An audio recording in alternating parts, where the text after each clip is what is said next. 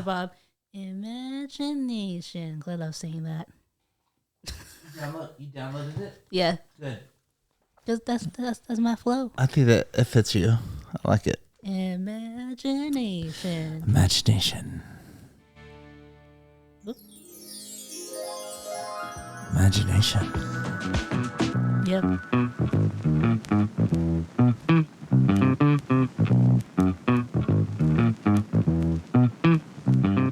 All right, Miss Jen. All right, start this one up. Do it. Hey everyone, welcome back to the next episode of Small Talk Tuesday. Meow. I got that too.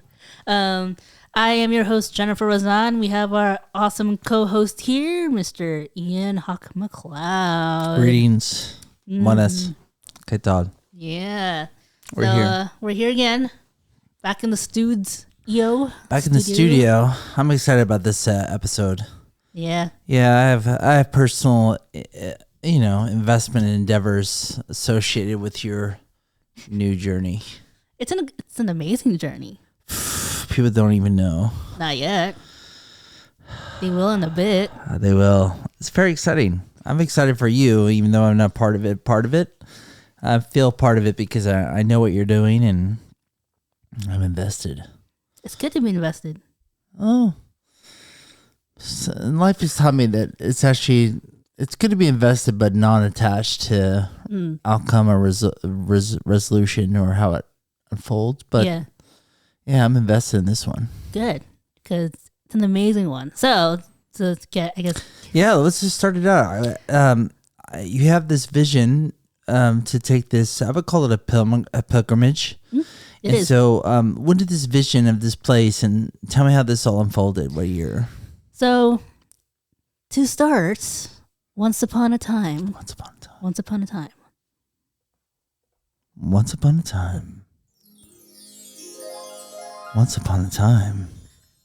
I believe it was around 2016, 2017-ish, around there.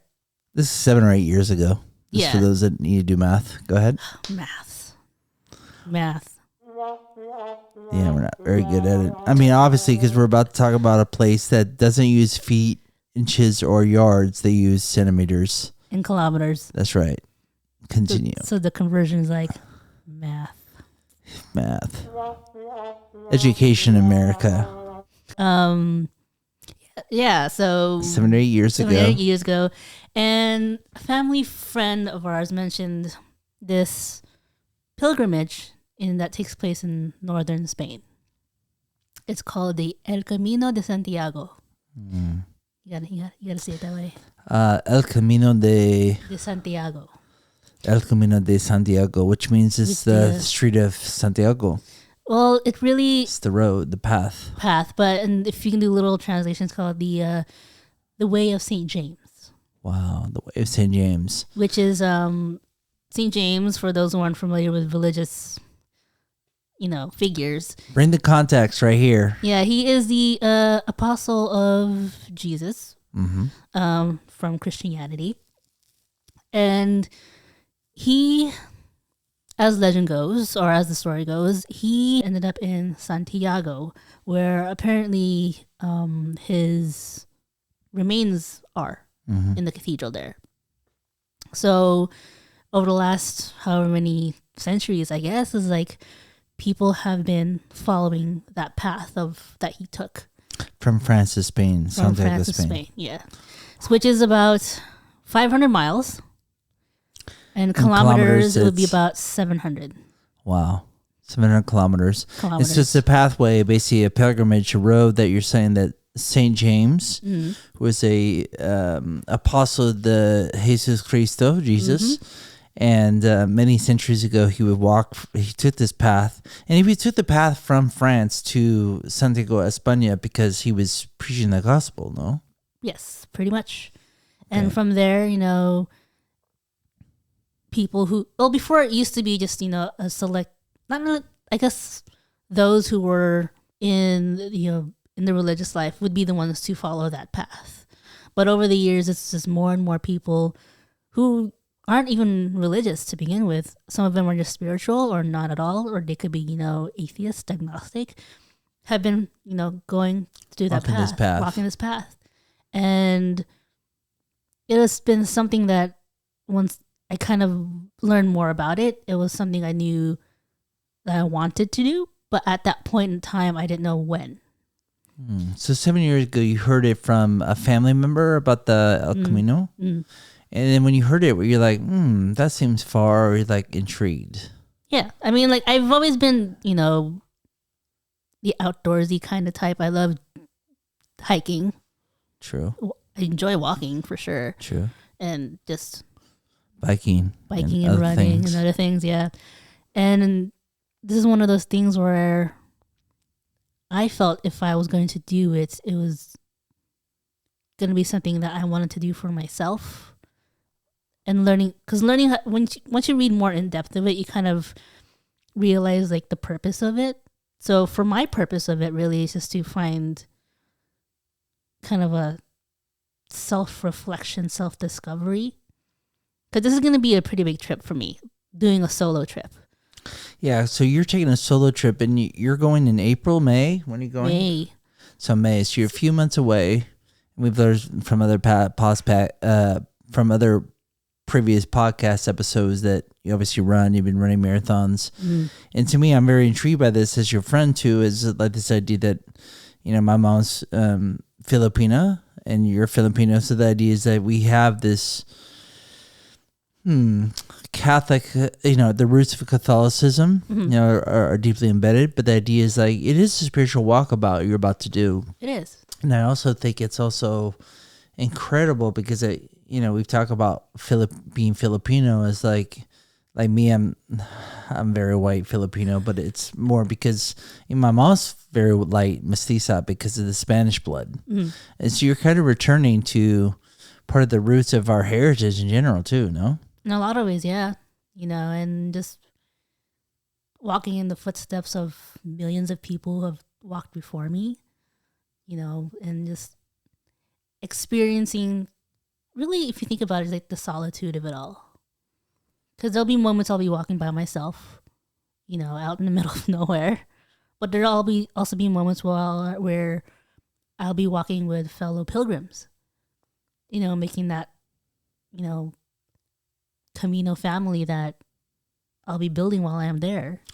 Yeah, it's really beautiful, this idea of a Camino family, because you think, it's like it is it's a sojourn, but the idea is like it is a walkabout because anytime you're traveling, 500 miles, how many kilometers? 700 around there. Yeah, 700. That you're not walking one day or a marathon. It's like, hey, I'll have to go 5 hours. You're going for days, right? Days, yeah. I'll be... For my itinerary, it's about 33 days. You're gonna be walking for 33 days? Yep. I've heard people do it for 26, 28 days, and some people for 35 to 40 days. So it really varies on what your plan is, I guess, or as what we like to call it, as like in your own Camino, walking your own Camino. So whatever you're comfortable with.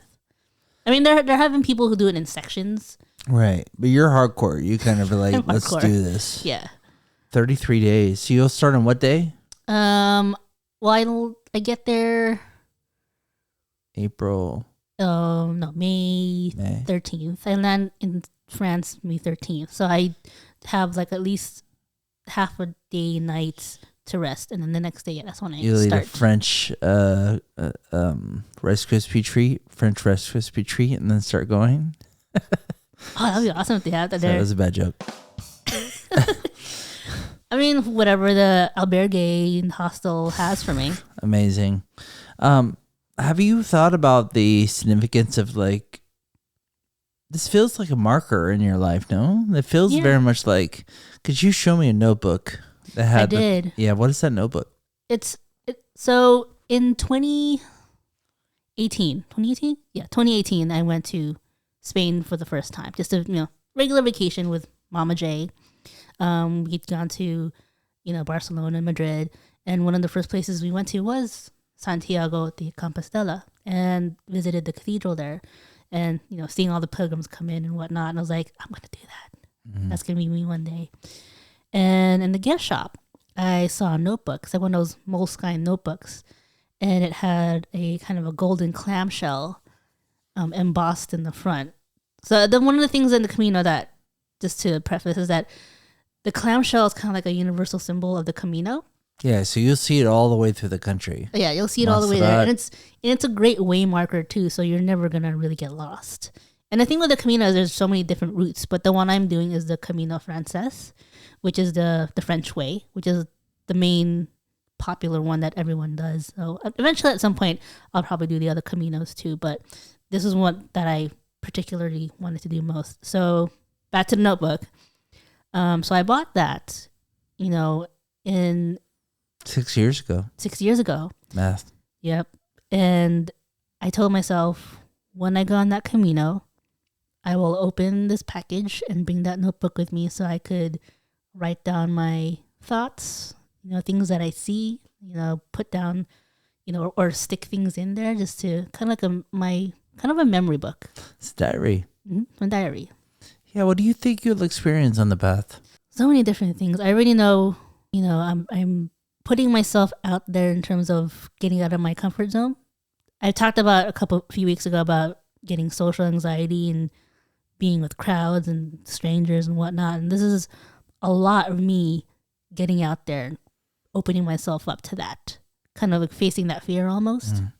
Really, it's a lot of it's like, for me personally, it's a path of self-discovery. What I'm capable of, kind of letting go of things I don't need, resetting myself in a way. Because, I turned 40 this year. I mean, we talked about that. Mm-hmm. It's one of those things I knew is like, on my 40th, I am going to do this journey to help myself open up a new chapter of, hopefully lead me to where I'm supposed to be. Get myself, clear-headed in terms of, the path that the universe or, God wants me to, go at. Yeah, there's a bit of a Robert Frost vibe to it, right? Is that you really are choosing your own path, and I think it's partially it's romantic, but the idea is like it is a very meditative thing that you have to look at as like it's not a marathon. Actually, it's more. It's an unwalked path, and so the idea is like 33 days. You can be like, yeah, watch it for 33 days. It's more like, no, for 33 days, I kept my heart open to being with what is, and then hopefully the idea is that, this path of self-discovery. Mm-hmm. Discovery only remains or is found in the exploration. Mm-hmm. And so part of you going out, I think, that's what's so exciting to me is like when you expose yourself to go into anywhere different for 3 or 4 days, it's like, oh, that's so cool. But if you're living the land, living the law of the land, or living in that environment for 33 days, that's essentially a full immersion. Right. So, I mean, you probably don't feel any fear of just, I mean, you're giant in stature, but you're a 5-foot woman and you're going by yourself, but yeah. I don't feel any weirdness about it. I don't feel danger or anything. I feel like you're about to walk into something that you're prepared for. I'm like 50-50 at the moment, because even though we're just like maybe like a couple months out, it's one of those things where I do feel a bit of anxiety because this is going to be the longest I've been away from my comfort zone of home, but also at the same time because I know I'm in the place where I'm not going to be, feel like there's any kind of weird danger. There's so many people doing the same journey as me, but in their own personal way. So I think that almost brings me comfort knowing that there'll be others with me out there, so I don't have to feel too afraid. So do you think you have to bring like a some kind of spray for bears or humans? Any kind of? Nah, I don't think so. No? I don't even know. I don't think there's bears there. Yeah, that's true. I just got back from Nashville, so I have a little bear fear. Really? Yeah, there's rules of engagement with bears. Ooh. Yeah, you won't have to deal with that there. I love the idea of the notebook, though, because it just captures your thoughts, your experiences, but I do think that you're going to find some quiet moments by yourself in nature or at night when it's quiet. That maybe something will arise deeper from the mind, but actually spring from the heart. I'm curious if there'll be things that will, as you said, direct you to the next thing in your life. If anything, I've learned that life is completely impermanent. Mm-hmm. It's fragile at best, but also, our perception of things is only one perception. Right. So I think you going in with an open heart and intention is that I'm sure what you'll fill that notebook with will be quite different than what you thought it would be.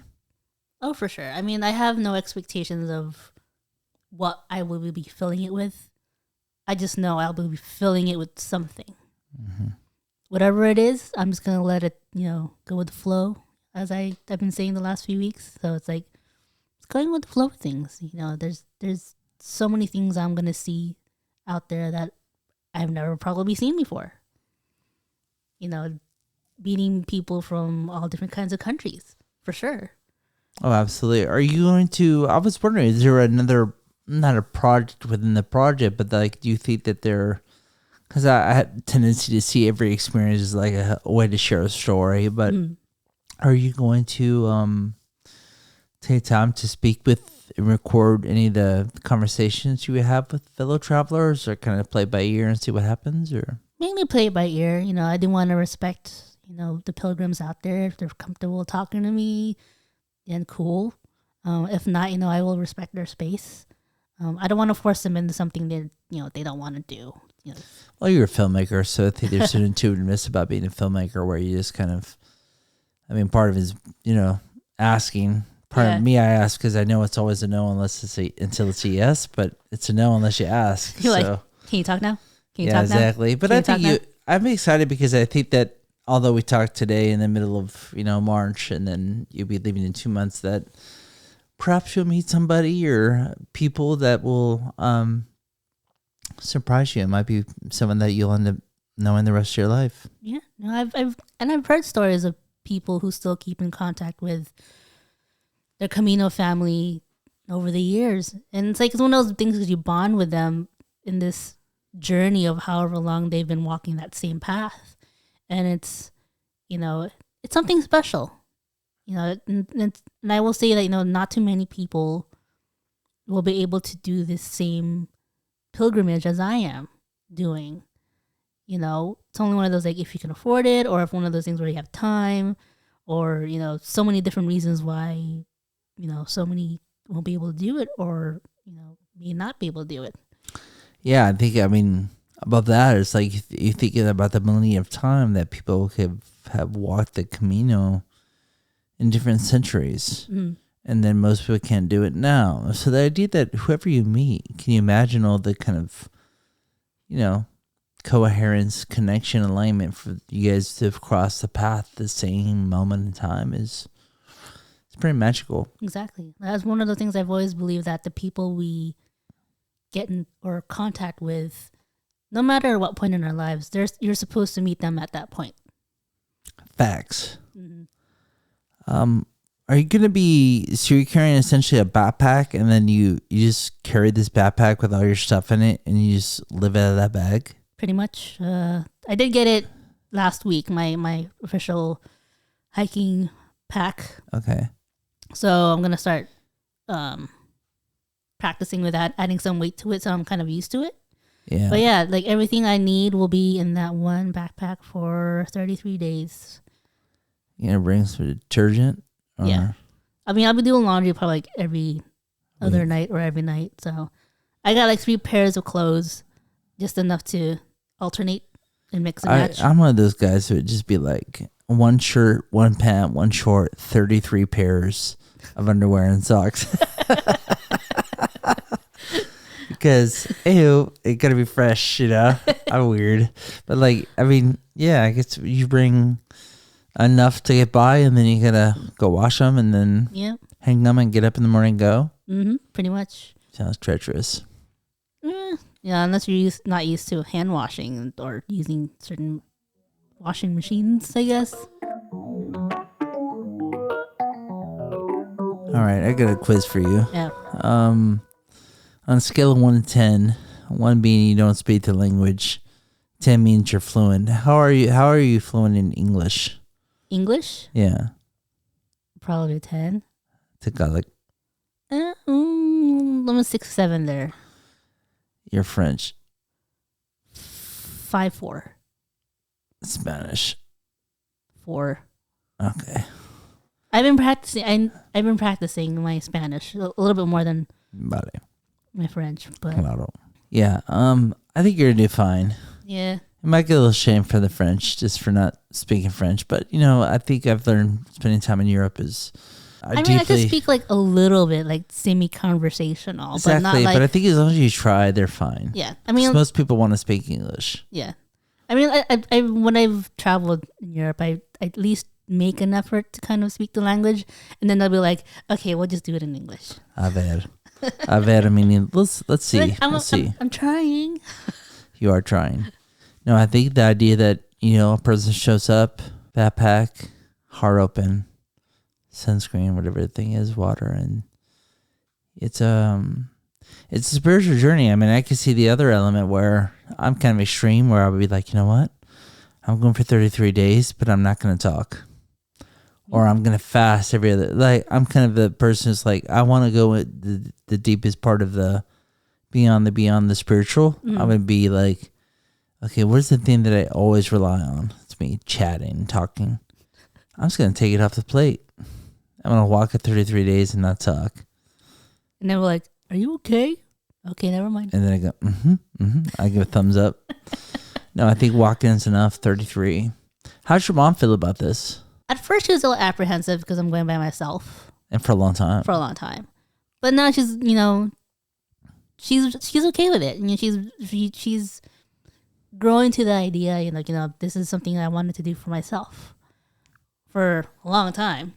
And, now she's like helping me, prepare for it. So she's on 100% on board now. So, but she is still a little, there's a layer of apprehensiveness still there going.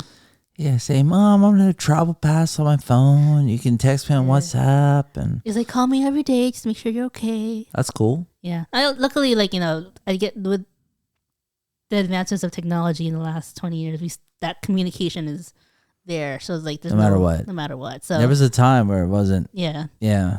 So at least I'll be able to, message her saying, I'm here now. I've reached my albergue. I'm doing okay. I'm just going to rest for the night. Yeah. How are you going to document it? Through video, audio, both. Writing? Video. Yeah. I've figured out the lightest way possible I could bring my camera. I'm not bringing my big cameras. Have a kind of like the small ones that I have, which is great. It's more than enough that I need to document, the journey itself, and kind of, be able to capture those moments that I feel I want to capture. Do you have a hat? I have a beanie. You need a hat for the sun. Oh, I do have one actually. Wait, hold on. Yeah, I do. Are you getting new shoes? I already bought my shoes. This episode of The Camino was brought to you by ASICS. Yeah, are you wearing Brooks? What are you wearing for the trip? Ultra Trail Runners. Wow. I can't do boots. Boots kind of make my feet uncomfortable. Yeah, they're clunky. And I've worn them before. And they're just Meh. Trail runners feel so much better. Yeah. On my feet. Got grip. Yeah, they got grip, but they're kind of modified like a running shoe. Yeah. Wow.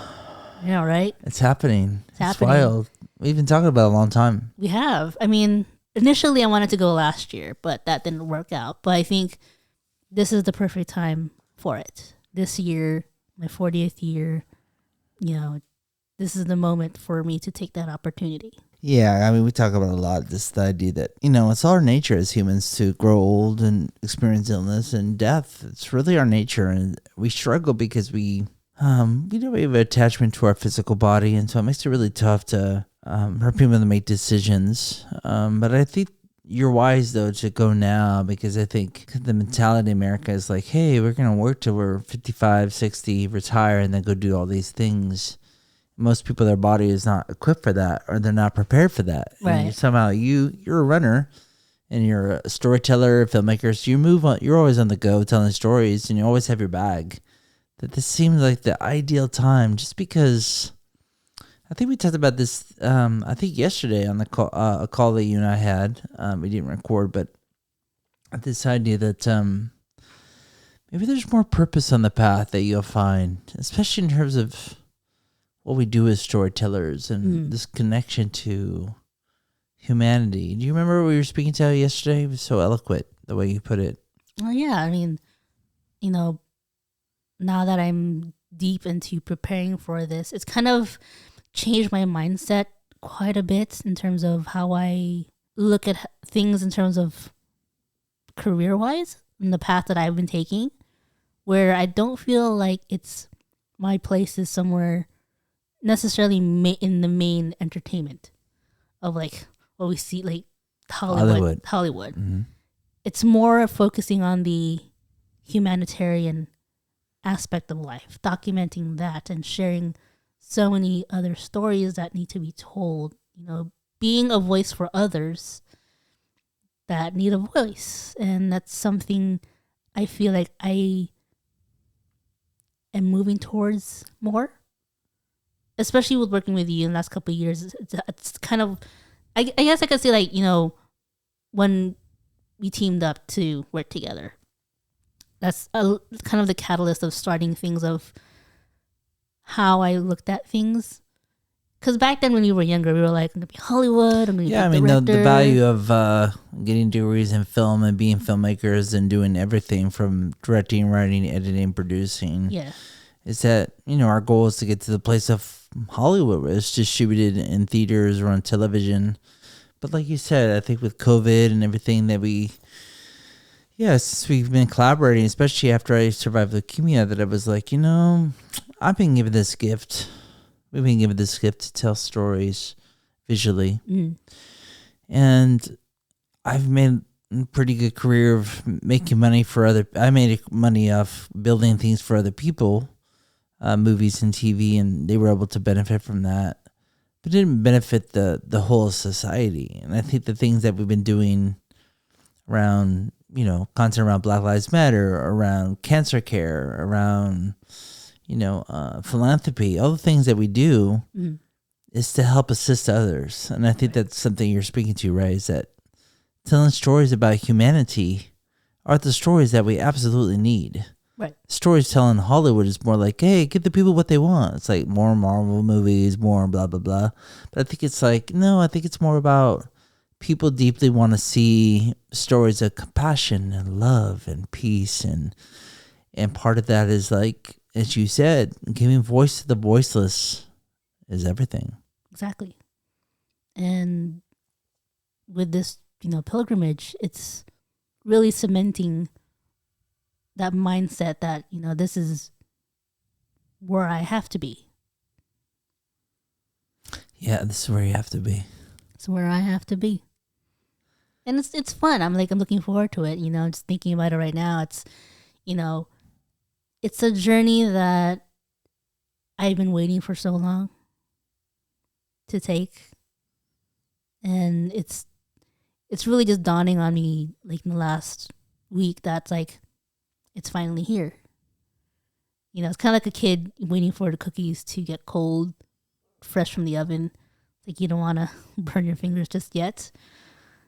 And it's one of those moments. I think it's even like Christmas, It's just like, well, once Thanksgiving happens, when you get in the 80s, it's just everything was leading up to the day of Christmas, waking up and opening those presents. Yeah, and I think that you're in an interesting spot because you said, like, that's a great episode for the title for the episode. Just, I'm right where I want to be, or this is where I'm at, kind of thing. And I think there's going to be a lot of things revealed to you. I think that the most important thing is really, like, can you curb your expectations every day? What I mean by that is, like, you assume there's a map. You're walking from point A to point B. We're going to be walking from France to Santiago, that you're typically going to cover this many miles a day. But then the elements that are out of your control will be the things that influence you the most. Right. Meaning, if you come in with the expectations of, like, every day is going to be smooth, it's going to be sunny. When it rains, you're going to be like, If you, get hurt, you have an injury, or you forgot something at the other camp. But those are actually the opportunities to, like, let go of who you think you are and let go of how you think things are going to unfold. Because the path is the path. The Camino is the Camino. The only thing that's new to the path is you. Exactly. So if you arrive and you're kind of like, if you could approach every single day, Jen, as a beginner, like you wake up and go like, oh, today's a new walk. Instead of being like, this is day 3 of 33. Here we go. Like when you start losing maybe perhaps the book covers of how this story is going to unfold, you know what I mean? The story is your story from page 1 to the end. But we're focused usually on those 33 days. You have a cover on it, book cover. If you could let go of like making every page, every day a chapter, you kind of just let every day unfold. Yeah, I think it's going to be, you're going to be pleasantly surprised.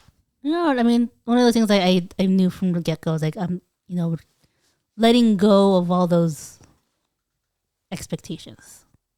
I knew from the outset, I'm like, even though it's like, as humans, it is hard for us to let go of expectations, but it's one of those things hard that I think will be a good lesson for me to enact. Yeah, I would use you as, I love teaching meditation. I've became certified in 2019. I've been guiding meditation every week. And I think it's the part that I always come to is that I typically teach what I'm struggling through or the thing that I'm working through. I guide. And so the thing with this is the same as like, as you go into it, staying open to letting things change you. Like, you know what I mean? Like, keeping your heart open, just letting the experience is going to happen today. Yeah. But remembering, like, don't worry about the path tomorrow because the Camino requires your attention today. It's be in the present, That step you're taking on that dirt right now, just focus on that. Yeah, definitely. It's going to be huge. It is.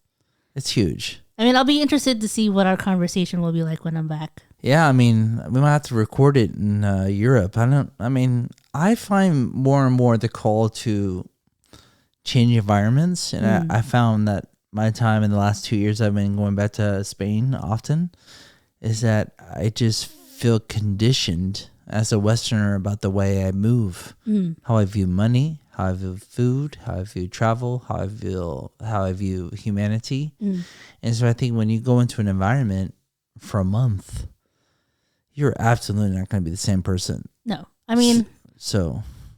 And I think it's a change that I'm ready for. Yeah. I've done the same thing for 40 years. Do you feel that way? At times I do. Yeah. And it's one of those things where, like, change is good. Does that realization make you sad that, think about it. I'm sure a lot of us, a lot of people feel like they do a lot of the every day is the same. But that's a choice. But for you, does it feel like you've spent 40 years kind of doing one consistent version of Jen, or? Yeah. To a degree, yes, I will say.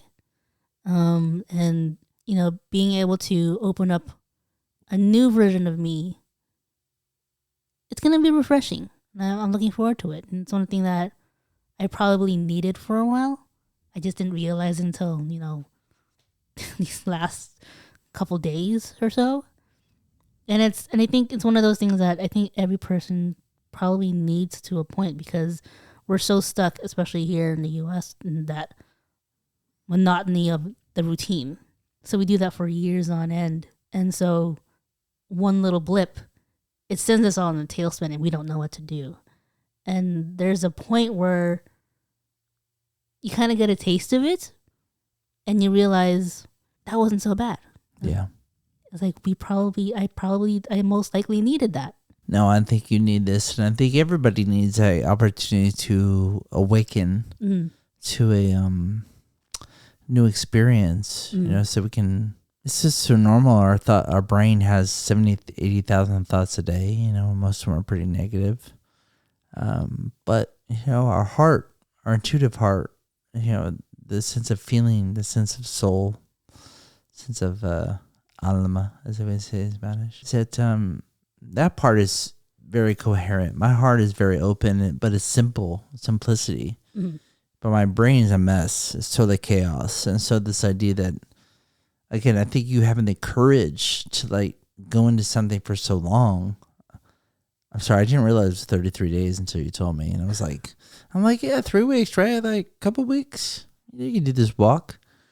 That you really, I mean, you're going to be a different person because you basically, you're fish out of water, but you've given yourself permission to be like, I'm going to open my heart to the experience and maybe things will change my mind, but maybe things will change my heart. Mm-hmm. Yeah. And it's one of those experiences I'm looking forward to. It's again, like just like thinking of those things that I'm about to experience it's really exciting. And it's one of those things where, it feels refreshing. That's what I was thinking. It feels refreshing. Not that same old that I've been used to. So this change it's going to be good. Looking forward to it. Yeah, it's definitely not routine. It's refreshing for sure. So you told us about how far, which is very far. You told us about when. So the weather is going to be pretty good. You nailed it on that. It's going to get hot towards the end of May, though. Mid-May through mid-June. This will be a little hotter, which might be better because you have less to carry in your bag. But make sure I have tons of sunscreen. Lather it all on. And the budget-wise, it was like, hey, I got to buy a ticket, and then you price of food and hostel. Mm-hmm. That seems pretty reasonable in Europe, no? Oh yeah, I mean, especially, there are like slightly some hotels and stuff, but I don't plan on staying in those hotels. Mostly just hostels and Is there a hostel every day you can find on the path? There's that many. Yeah, and and the cool thing is that a lot of the times it's kind of like the municipal ones.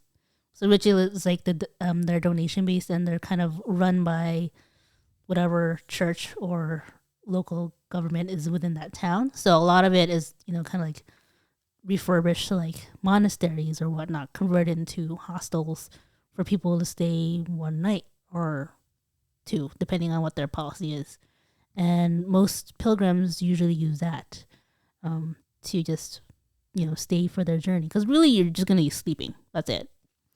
You just need a bed for the night. And shower, right? Or shower. Whatever the thing is. Yeah.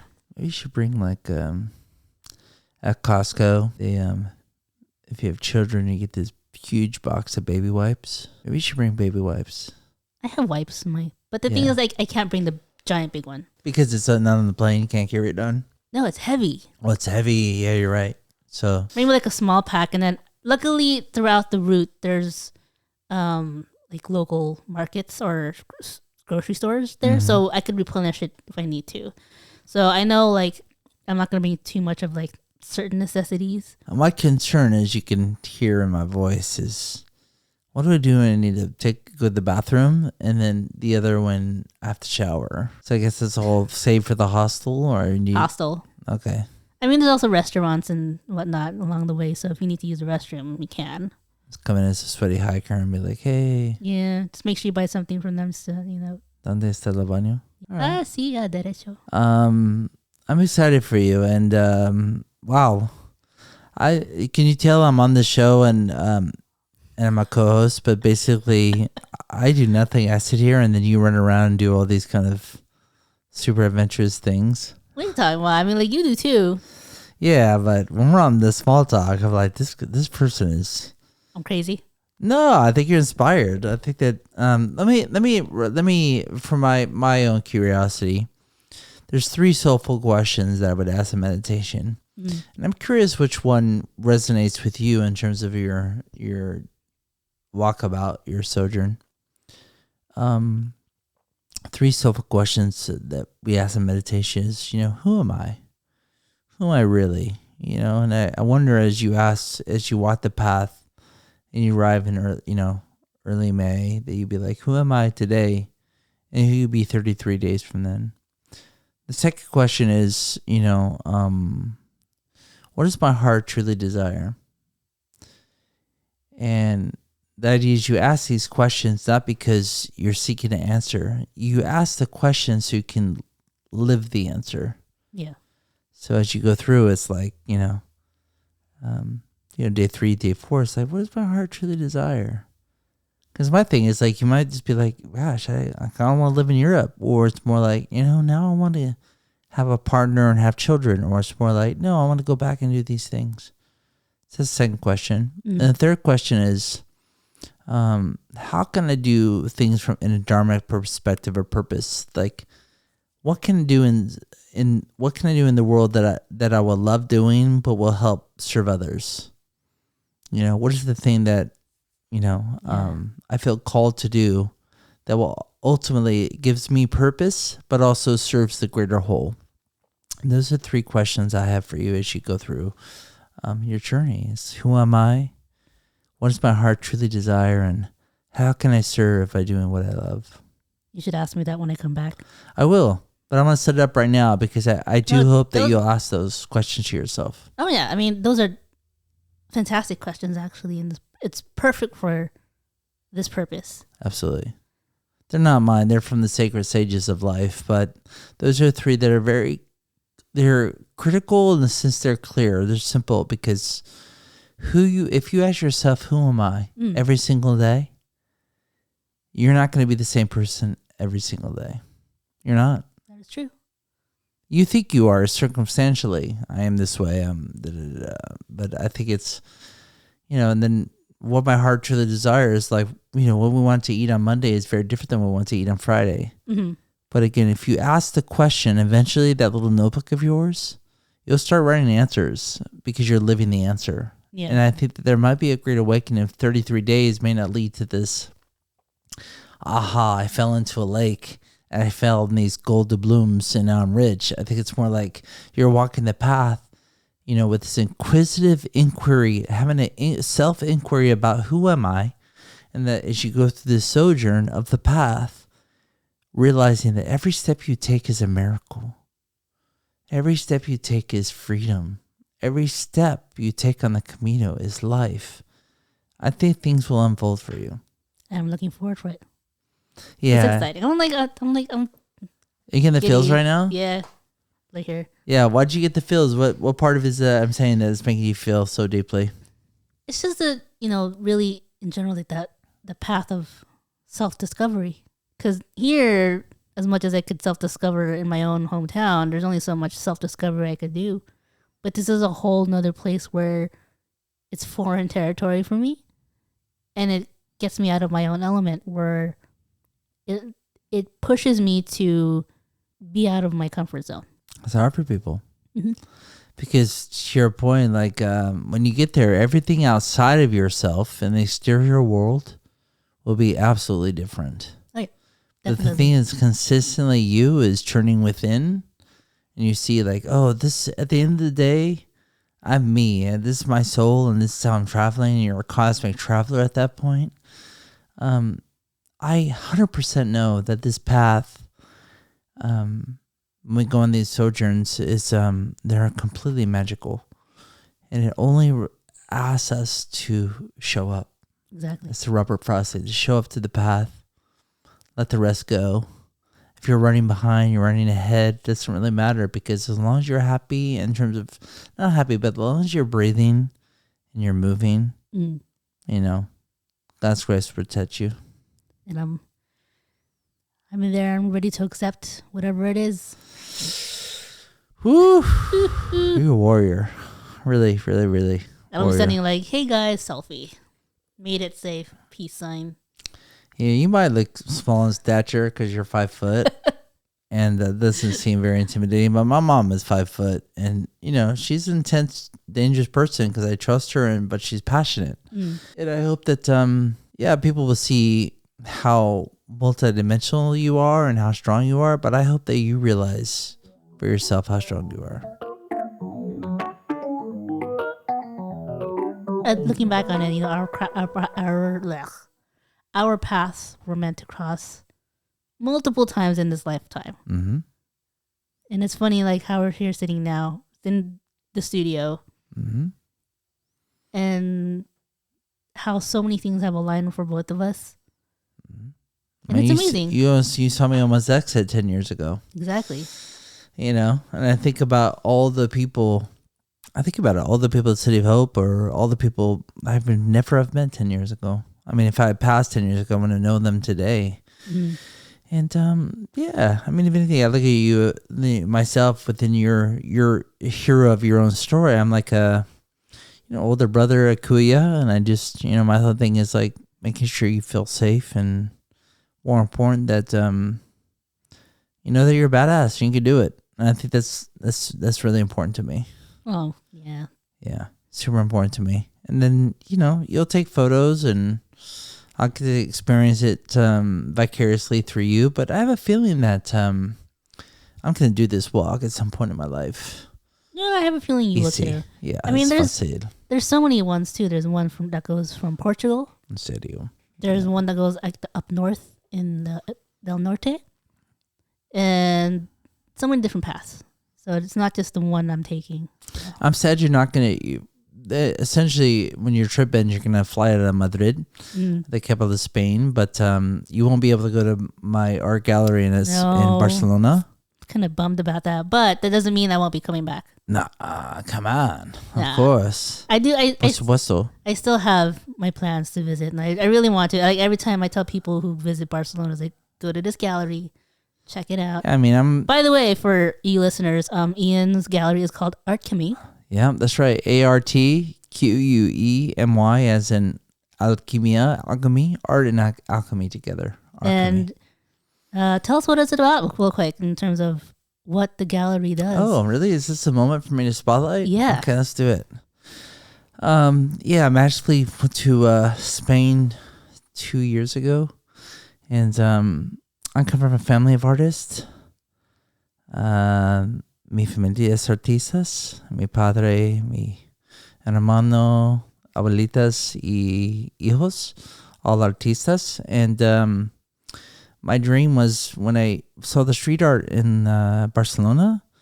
I've been around street art most of my life in Los Angeles, but a lot of the art in Spain can be seen in America because a lot of the artists don't have the right papers or visas. And I found it really tragic. And so a year ago, I went to around Jefferson in Los Angeles trying to find a space for a gallery. It was ridiculously expensive, especially after COVID, for commercial real estate. That I decided I'm going to open up an art gallery in the heart of Barcelona, El Born, with my business partner Bernardo. And we did it. And when we started, it was really, for me, it was more about bigger ethos moments where art to me is the fight for freedom. And I found nothing more spectacular than trying to attempt to build global community through global artists. And that's exactly what we've done. And now we're, we've been only open to the public for 10 months, but when we started, we had 9 artists. And now we have 33 global artists from all over the world. Chile, Venezuela, Brazil, Spain, Italy, France, Canada. And now we have our newest artists that I came up with from Los Angeles are now in the gallery on the wall. And it's a complete miracle.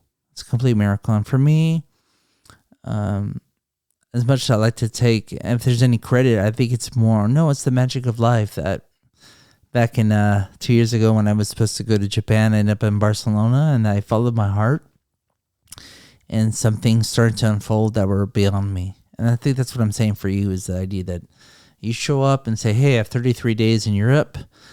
That's just a window of time because I ended up going to Barcelona for 11 days and it completely changed my life. And now it's changing lives for a lot of artists who could not make money because they were painting in the streets. Now we're on canvas through prints in a gallery, and now pieces are being shipped from India to Dubai. Wow, that's amazing. Yeah. I mean, I've seen, many of the art that's being sold there. They're pretty awesome. Fantastic. They're amazing. And the thing is, we need to showcase more people like that because art isn't just one way. No, and it's definitely not, working at a gallery or working at a movie studio in Beverly Hills for many years. I walked around all the art galleries in Beverly Hills, and most of it feature artists of dead people because art is a commodity. So you see work from Basquiat, Warhol, Lichtenstein, Klee, and they're all artists that it's like, hey, this painting, no matter the context of the painting, it's worth this much money.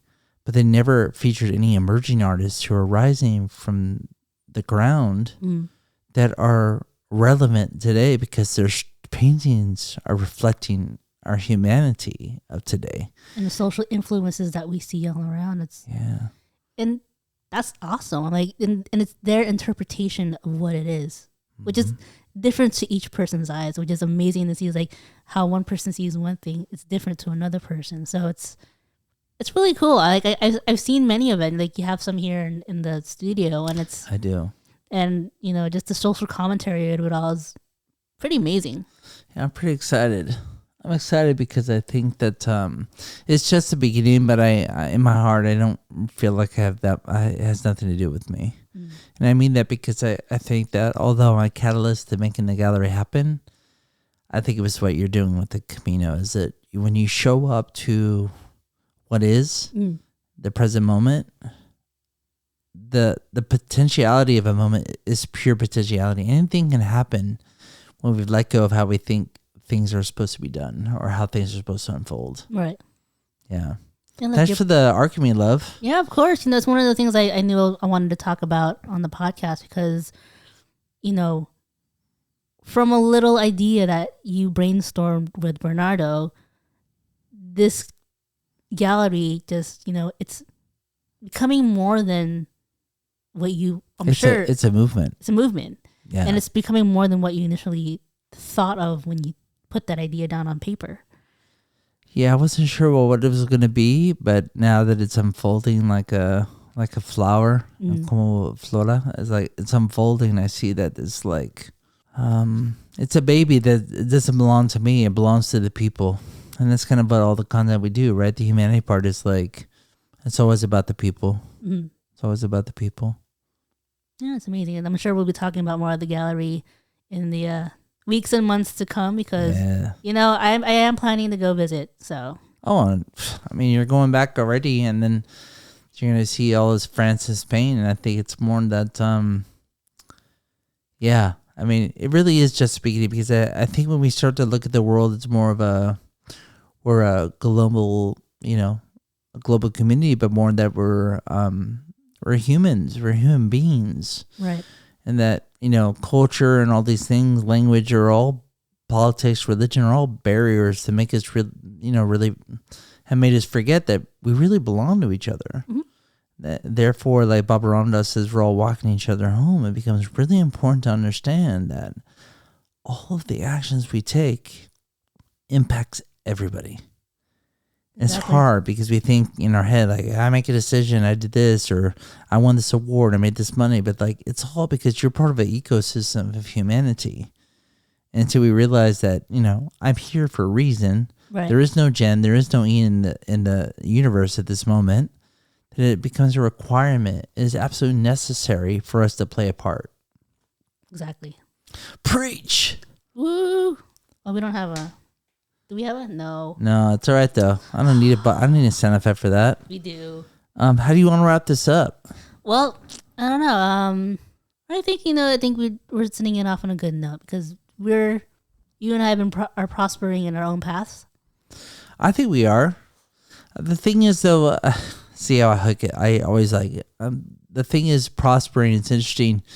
Prospering in life is usually meant around finance. I think, right, prosperity, but I really think it's around health as wealth. And I also think that there's so much power in pamilya and family and community and togetherness that, you and I are very abundant in that. And for me, prosperity isn't necessarily financial either. It's more like, in a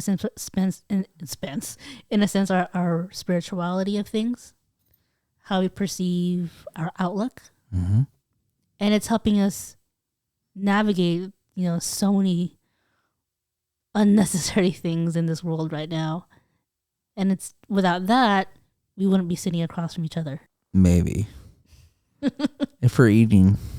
True. But on the podcast tip, I think this is going to be, I think we're all walking towards something that, is written. It's the paradox, right? Is it free choice or is it fate? And my thing is like, I think it's both. Like, and they're like, how can that be? I said, it's paradox. It's the idea that, you're meant, they call it, in Spanish, destino, but it's destiny that you would go to Spain and France. But like, it's destiny, then did you have no choice? Like, no, you have to have choice to get on that plane. Well, absolute choice. We're going to fly off into another world. So we're going to leave it at that. We'll definitely have more conversations as the weeks to come before I leave, and I'm sure for that. So we'll leave it here, folks. Thank you so much for joining us this week in another episode of Small Talk Tuesday. Do like the video on YouTube, comment, and follow us on wherever you listen to your podcasts. But until then, we're going to go eat something. Nos vemos, Jen. Nos vemos pronto. Yeah. Venga. But on that note, we'll see you all later. Ciao, ciao for now. Ciao.